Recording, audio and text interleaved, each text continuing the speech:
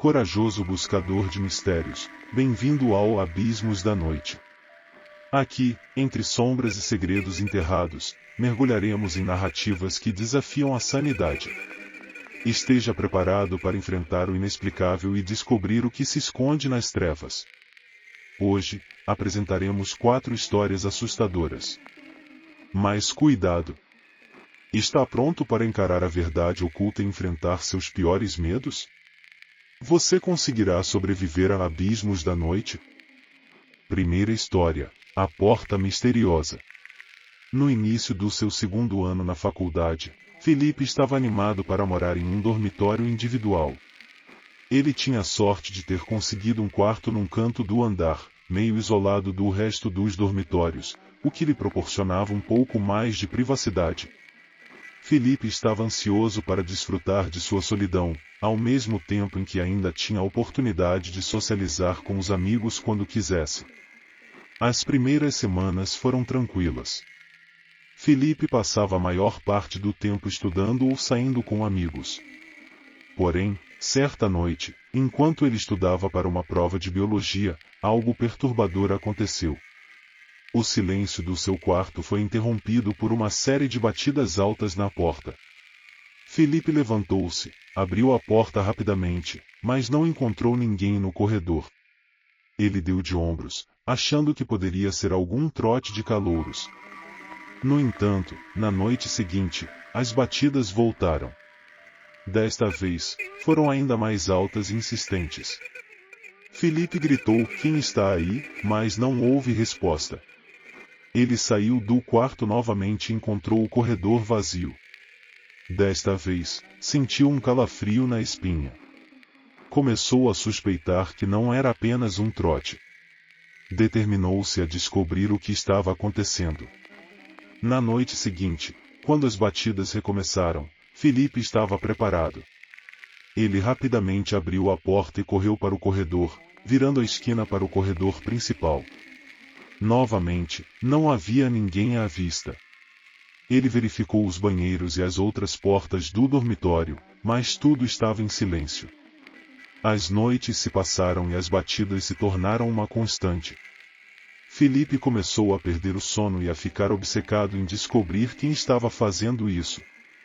Ele instalou uma câmera de segurança escondida no corredor para pegar o culpado em flagrante. Na manhã seguinte, verificou a gravação e ficou chocado ao ver que a câmera não capturou ninguém, apesar das batidas claramente audíveis. Cada vez mais paranoico, Felipe começou a conversar com os outros moradores do andar. Ninguém parecia ter ouvido as batidas ou sabia de alguém que estivesse pregando peças. Ele começou a se perguntar se estava imaginando coisas, mas as marcas de mãos sujas que apareciam misteriosamente em sua porta o convenceram do contrário. Uma noite, Felipe foi acordado por uma batida ainda mais alta. Quando abriu a porta, viu uma figura ao longe no corredor. Era um homem alto e encapuzado, parado, observando-o. O homem então virou-se e entrou no banheiro ao final do corredor.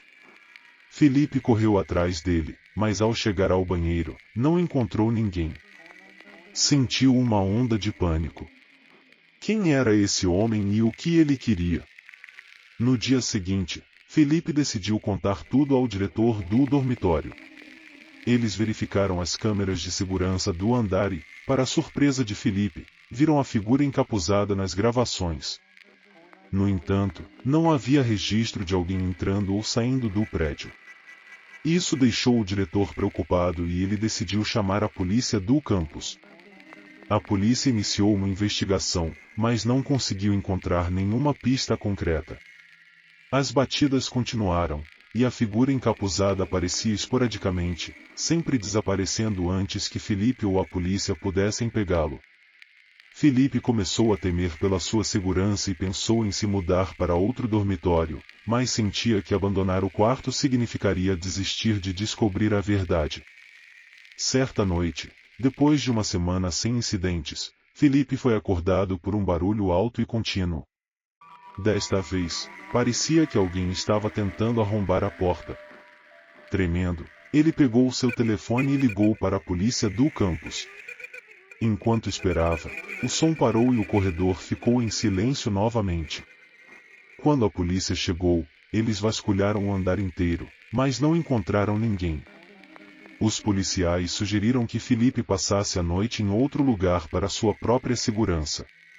Ele aceitou a oferta e foi para o dormitório de um amigo. Na manhã seguinte, quando voltou ao seu quarto, encontrou um bilhete debaixo da porta. O bilhete dizia: "Você não deveria ter me visto." Felipe ficou aterrorizado e mostrou o bilhete à polícia. A polícia aumentou a vigilância no andar e colocou uma equipe para monitorar o prédio durante a noite. Apesar disso, as batidas continuaram, e o homem encapuzado ainda conseguia evitar a captura. Felipe estava exausto e à beira de um colapso nervoso. Ele decidiu pedir ajuda a um professor de psicologia da universidade, que sugeriu que ele mantivesse um diário detalhado de todas as ocorrências. Seguindo o conselho, Felipe começou a anotar cada som, cada batida e cada aparição do homem encapuzado. Ele também começou a notar um padrão nos horários das batidas e tentou prever quando o próximo incidente ocorreria. Certa noite, armado com um gravador e uma coragem recém-descoberta, ele esperou pela chegada do homem encapuzado. Por volta das 2 da manhã, as batidas recomeçaram. Felipe ligou o gravador e se escondeu perto da porta, esperando pegar o intruso em flagrante. Quando as batidas pararam, ele abriu a porta e encontrou o corredor vazio novamente. Mas dessa vez, ele percebeu algo que tinha passado despercebido antes. Havia um pequeno alçapão no teto do corredor, que parecia ter sido aberto recentemente. Com a ajuda dos policiais do campus, Felipe e a equipe de segurança abriram o alçapão e subiram para investigar. Lá, encontraram uma pequena passagem que levava a um espaço oculto entre os andares do prédio. Para sua surpresa, encontraram evidências de que alguém estava vivendo ali, roupas, comida e até um colchão. A polícia concluiu que o homem encapuzado era provavelmente um ex-aluno que tinha encontrado uma maneira de viver escondido no prédio. Ele usava o espaço entre os andares para se mover sem ser detectado e assustar os moradores.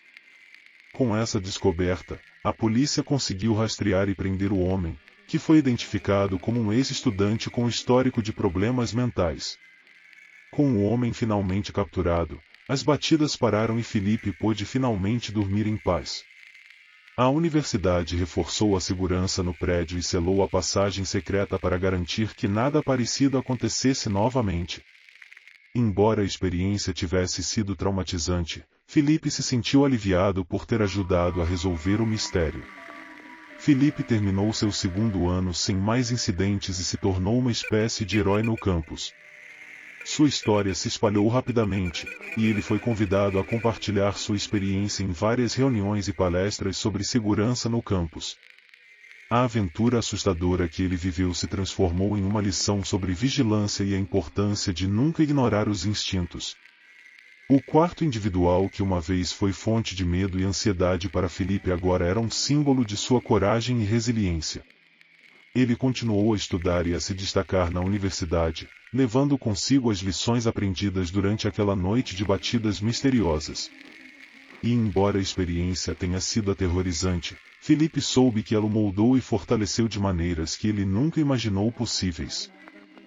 Segunda história: o colega de quarto inquietante. Era o início do primeiro ano de faculdade para Lucas. Ele havia acabado de desempacotar suas coisas do dormitório, se despedido da família e se preparado para essa nova etapa emocionante. No entanto, o entusiasmo de Lucas rapidamente se transformou em desconforto quando seu colega de quarto, Arthur, chegou. Arthur era, sem dúvida, a pessoa mais estranha que Lucas já havia encontrado. Quando Lucas se apresentou e estendeu a mão para um cumprimento, Arthur apenas olhou fixamente, como se não soubesse o que fazer. Finalmente, ele deu a Lucas um aperto de mão fraco e murmurou seu nome. As tentativas de Lucas de puxar assunto foram recebidas com respostas monossilábicas e risos nervosos. Em pouco tempo, ambos estavam sentados em silêncio, cada um em sua cama, imersos em seus laptops. Lucas já estava considerando pedir para mudar de colega de quarto, mas a estranheza de Arthur era apenas o começo. Naquela primeira noite, Lucas voltou para o quarto depois de explorar o campus e encontrou Arthur na mesma posição em que o deixara, encarando o laptop. Quando Lucas apagou a luz e se preparou para dormir, Arthur continuou acordado até às 3 da manhã, finalmente fechando o laptop e indo para a cama. Foi por volta das 4 da manhã que Lucas acordou de repente. A luz do luar entrava pelas cortinas abertas, iluminando o quarto e revelando Arthur sentado na beira da cama, olhando fixamente para Lucas. Arthur, o que você está fazendo? Lucas sussurrou. Arthur apenas murmurou um desculpe e voltou a deitar. No dia seguinte, Lucas conheceu algumas pessoas legais do andar, mas não conseguia tirar da cabeça o comportamento bizarro de Arthur.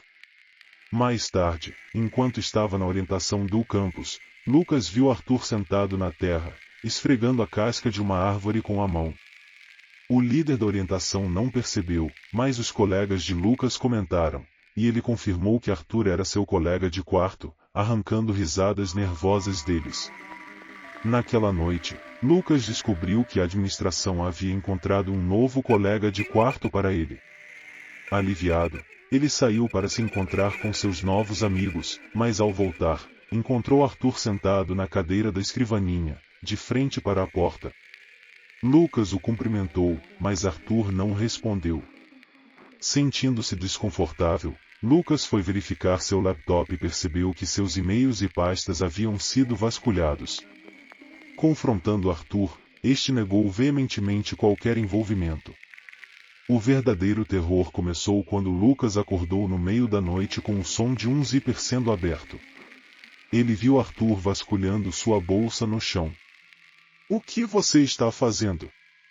Lucas confrontou.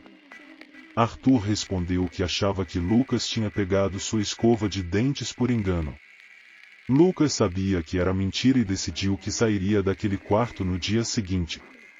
Na manhã seguinte, Lucas foi apresentado ao seu novo colega de quarto, Felipe, que era amigável e normal. Sentindo-se finalmente aliviado, Lucas e Felipe foram dormir após uma conversa agradável. Mas naquela noite, Lucas acordou novamente, desta vez com um som de clique estranho vindo da maçaneta da porta. Ele olhou pelo olho mágico e viu alguém tentando destrancar a porta. Lucas chamou a polícia do campus, que chegou rapidamente e encontrou Arthur do lado de fora, tentando entrar. Arthur foi levado algemado, e Lucas nunca mais o viu. A experiência deixou Lucas com cicatrizes psicológicas, lembrando constantemente do terror que viveu. Lucas passou o resto de seus anos na universidade como qualquer outro estudante, mas as noites silenciosas ainda traziam de volta os ecos daquelas experiências assustadoras. Ele nunca esqueceu Arthur e as noites de terror que passou em seu primeiro ano de faculdade. 2 anos depois, Lucas já estava bem estabelecido na vida universitária. Ele tinha um grupo sólido de amigos e participava de várias atividades extracurriculares. Uma noite, durante uma das muitas festas no campus, ele e seus amigos decidiram explorar um parque florestal próximo. O parque, situado nos limites do campus, era conhecido por suas trilhas isoladas e atmosfera misteriosa. Era uma noite de lua cheia, e o grupo estava animado com a ideia de fazer uma pequena fogueira e contar histórias de terror.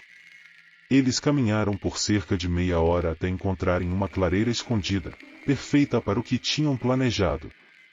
Acenderam a fogueira e começaram a se divertir, compartilhando risadas e histórias assustadoras. Conforme a noite avançava, o tempo parecia passar mais rápido. A combinação da luz do fogo e da escuridão ao redor criava sombras dançantes que davam vida às árvores. Em meio às risadas, um dos amigos de Lucas, Ana, parou abruptamente. Vocês ouviram isso? Perguntou ela, olhando ao redor com olhos arregalados. Todos ficaram em silêncio, tentando captar qualquer som estranho. De repente, ouviram o som de folhas secas sendo pisadas, vindo de algum lugar na escuridão. Lucas e seus amigos se entreolharam, tentando entender se era apenas a paranoia causada pela atmosfera ou algo real. Deve ser algum animal, sugeriu João, tentando acalmar os ânimos. Mas os sons continuaram, agora mais próximos e distintos. Era como se alguém estivesse circulando a clareira, mantendo-se fora da visão. Vamos embora, disse Lucas, sentindo um arrepio percorrer sua espinha. Todos concordaram e começaram a apagar a fogueira rapidamente. Enquanto recolhiam suas coisas, um galho foi jogado na direção deles, caindo no meio da fogueira quase apagada. Todos congelaram, olhando em volta com medo. Quem está aí? Gritou Lucas, tentando parecer corajoso. Mas não houve resposta, apenas o som dos galhos quebrando sob pés invisíveis. Sem perder mais tempo, o grupo começou a caminhar rapidamente de volta ao campus, constantemente olhando por cima dos ombros. O caminho de volta parecia interminável, e a sensação de estarem sendo observados era palpável.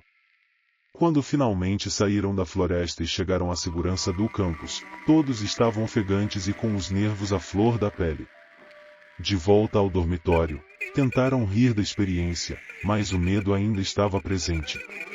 Lucas não conseguia tirar da cabeça a ideia de que poderiam ter encontrado algo mais do que apenas um animal na floresta naquela noite. As sombras e sons da noite o acompanharam em seus sonhos, transformando-os em pesadelos recorrentes.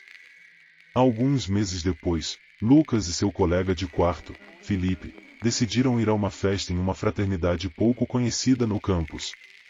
A fraternidade tinha uma reputação duvidosa, mas a curiosidade e a vontade de se divertir falaram mais alto. Quando chegaram, foram recebidos por um cara baixo e gordinho, que os deixou entrar com um sorriso estranho.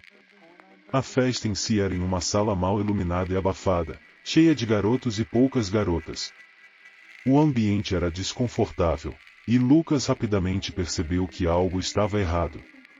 Enquanto Felipe se divertia conversando com outros estudantes, Lucas foi abordado por um rapaz que insistia para que ele tomasse uma bebida.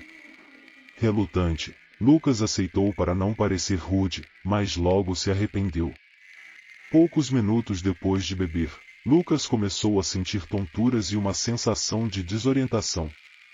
Ele tentou encontrar Felipe, mas a sala parecia girar ao seu redor. Sentindo-se cada vez mais fraco, Lucas percebeu que algo havia sido colocado em sua bebida. Ele conseguiu encontrar Felipe e, com dificuldade, explicou o que estava acontecendo. Felipe, alarmado, ajudou Lucas a sair da casa da fraternidade e chamou um táxi para levá-los de volta ao dormitório. No caminho de volta, Lucas desmaiou. Ao acordar na manhã seguinte, ele estava no quarto, com Felipe ao seu lado, visivelmente preocupado.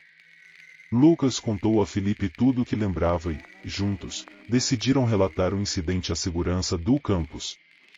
A experiência deixou Lucas ainda mais cauteloso e desconfiado das festas e das pessoas ao seu redor.